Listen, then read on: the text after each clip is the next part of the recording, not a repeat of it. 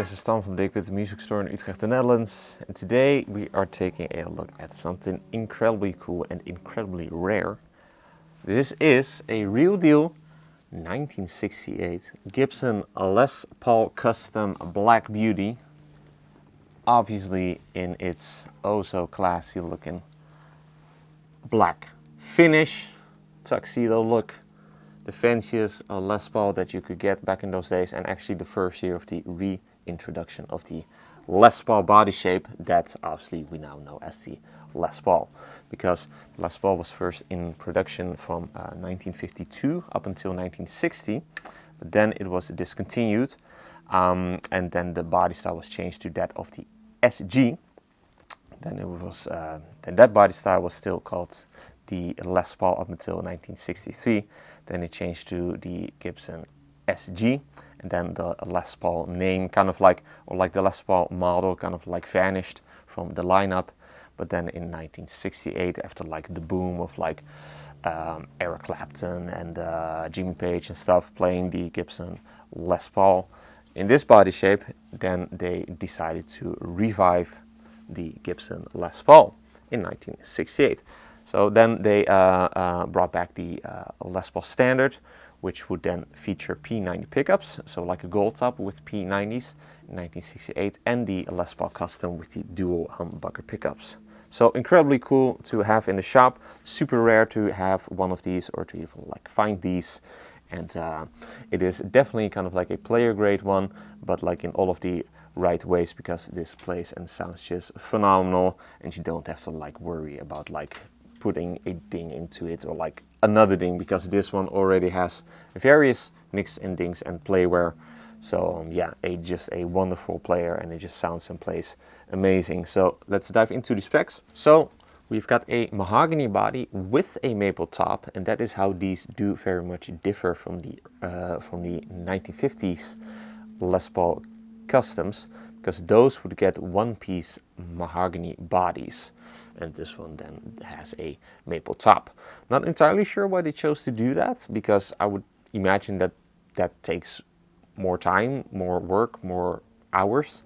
But like also at the same time, that then probably also meant that they just only had to make like one type of body that they could then like use for the Les Paul Standard as well as for the Les Paul Custom. But yeah, that is how these do differ from the 1950s, and that probably then also makes this a little bit different when it comes to the tone, because like a maple top tends to add a little bit more of a brightness and a little bit more of a snap to the tone, whereas again these in the 1950s they would just come with full weight mahogany bodies.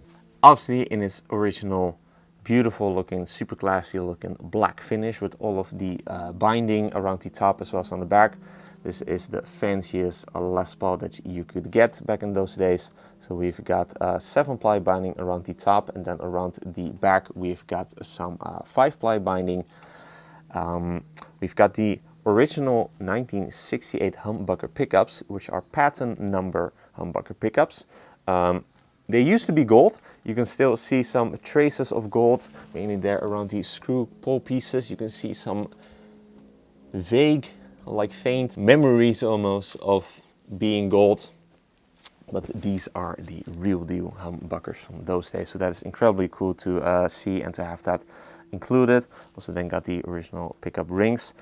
The bridge and the tailpiece are not original, so these have been replaced. The bridge is a later ABR1 bridge, so it is a true ABR1 in the sense that the posts are drilled directly into the body, because the Nashville style bridge was actually introduced a lot later, like 1975. So this is very much accurate. And then the tailpiece is a probably late 1960s. We actually also have a lot of like detailed photos of like all of the hardware, of like the cavities, all of those things on our website as well as in our Reverb listing. So in case you really want to see that, be sure to head over to the links in the description for that. We've then got the original black pickguard with your original gold bracket. and the wiring is also all original. And then moving on to the controls, obviously we've just got 2 volume controls and 2 tone controls for each of your humbucker pickups. What is actually very cool to know is that these knobs are not the correct 1968 style knobs, because the Les Paul Custom in 1968 would get the witch head knobs, which look very different from these. Those are kind of like the knobs with kind of like the more smaller style middle part. They kind of like resemble Fender amp control knobs, but then also with a like a gold top, which would then like read volume and tone. But these are actually 1950s style knobs, so these are like the top hat style knobs. That is what those are kind of called, and they are definitely very, very old, because they are very much faded. And hopefully you can also see there in the middle that the middle part has kind of like sagged into like this valley almost in all 4 of the knobs, looking very, very old and very vibey and vintage. And also have this beautiful roundness to them, like a very cool little detail. Unfortunately, 3 of them are chipped, so you can see there the volume knob for the bridge volume control has been chipped, as well as the tone knob, as well as the neck tone knob, but the neck volume knob is in a beautiful shape. But yeah, I mean, these knobs are probably like 70 years old, so that definitely does play a role. But it is super cool to have these just on this model. They really do look very, very cool, if you ask me. And you've then also got the thumb bleeder indicators, so that you know exactly where your knobs are set at. The switch tip, unfortunately, recently actually cracked. My boss actually took this very guitar to a vintage guitar show and forgot to take that off, and unfortunately it cracked in the case during like traveling. So that is unfortunate. We do have the part still like with us, so we will probably try to re-glue that, and hopefully it would then still fit. But as of now, or like for now, unfortunately no tip on the switch, but not the end of the world. And then moving on to the neck, got a mahogany neck fingerboard made out of ebony. That is just a beautiful played in piece of wood, as in that it is quite shiny, quite oily, in the sense that it just has been played a bunch, as you should with this fantastic Gibson Les Paul Custom, with obviously your big old mother of pearl block inlays. The frets appear to be original, because you do got the fret nibs, so that is definitely indicative of it being original. And they are actually also in a very, very nice shape. So yeah, this just plays like a dream. So that is obviously a very, very nice plus. Do know that the neck has been oversprayed.